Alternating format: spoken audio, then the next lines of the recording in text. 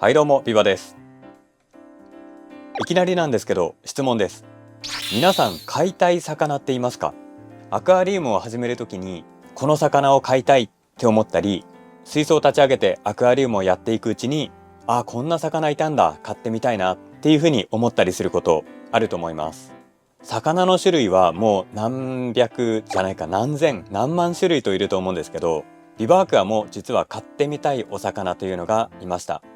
僕のアクアリウム歴は多分5年、6年、7年、8年、いやそこまでいかない。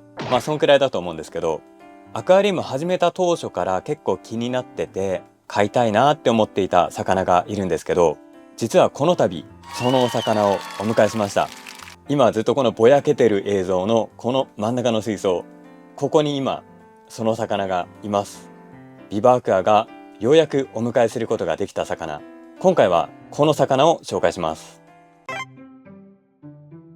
ちょっとその前に寄り道、10年前の水槽の写真があったので、これちょっと見たいと思います。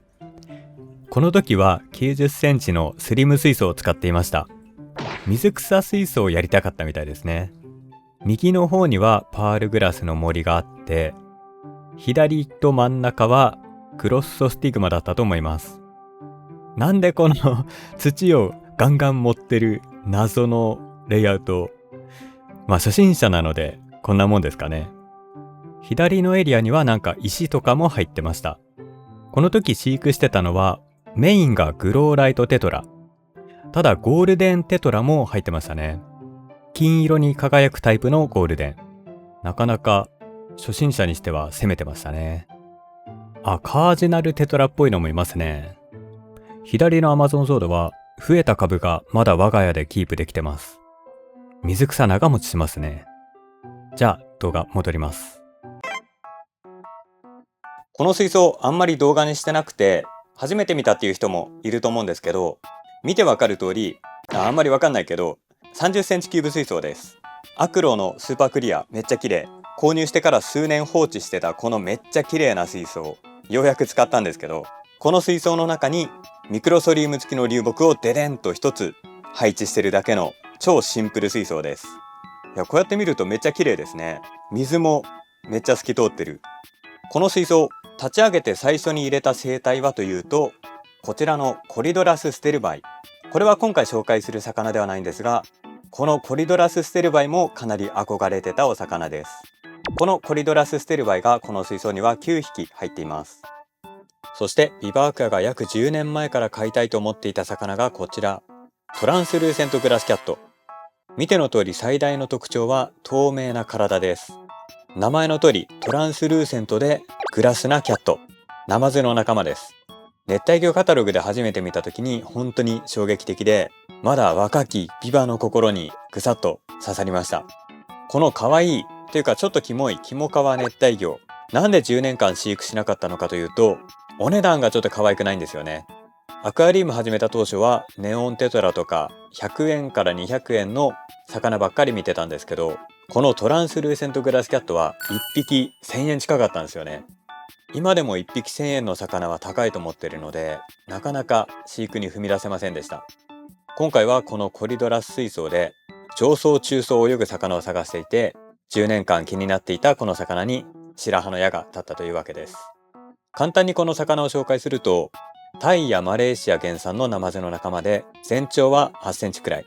ナマズには珍しく中高生で、中層付近で群れをなして泳ぎます。おとなしい魚なので混泳も可能です。人工飼料に餌付くので飼育も簡単で、初心者向けの熱帯魚です。ただ中層付近を泳ぐという情報だったんですけど、我が家では流木の下でずっとふよふよしてます。流木の影になるので多分落ち着くんでしょうけど、なんかまるで低層魚ですね。ただコリドラスとはお互い無関心で、混泳には問題なさそうです。今回は5匹を迎えして常に5匹まとまって群れてくれるので、観察はすごいしやすいですね。透明なのであんまり見えないんですけど、見た目は体の9割ぐらいが透明で、背骨がスラッと伸びてます。内臓は頭のすぐ後ろにあって、意地でも透明な部分増やすぞという気合を感じる魚です。この透明な部分は体調を落とすと白く濁るらしいので、調子の良し悪しもすごい分かりやすそう。ではせっかく生態紹介してるので餌やりをしたいと思います。我が家ではこちらのクレストフリークコリビッツ、コリドラスにあげている沈下性の粒状の餌です。この餌をパイプを使ってコリドラスに届けてあげます。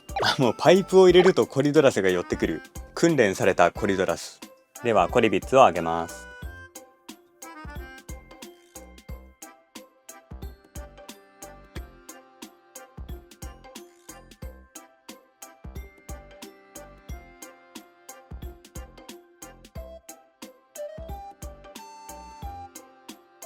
さあ餌が降ってくるとコリドラスが一気に集まってきて、その後ろからトランスルーセントグラスキャットが狙ってますね。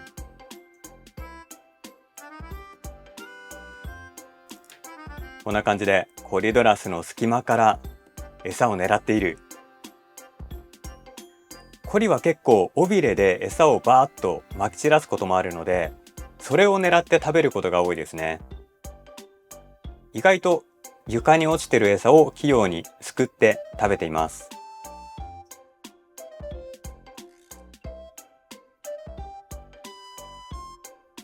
でもやっぱすごいすごいすごいすごい。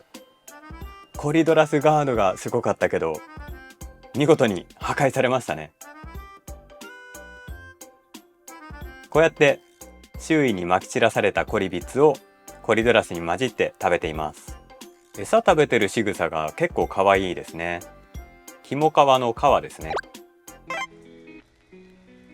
というわけで今回はトランスルーセントグラスキャットのお迎え紹介動画でした。ちょっとお値段は高いんですけど、性格は温和と言われているので本営水槽でも導入しやすいお魚だと思います。群れて泳ぐ魚なので1匹で入れるのはちょっとかわいそう。この水槽みたいに5匹ぐらい入れてあげると固まって泳いでくれて見応えもあると思います。見応えといっても透明なのであまり見えないんですけど、あんまり熱帯魚詳しくない人がこの魚を見るとちょっと度肝を抜かれる、そんなキモ皮の熱帯魚です。この魚はなんで透明になったんでしょうね。生き物の不思議、ちょっと垣間見える、そんなお魚です。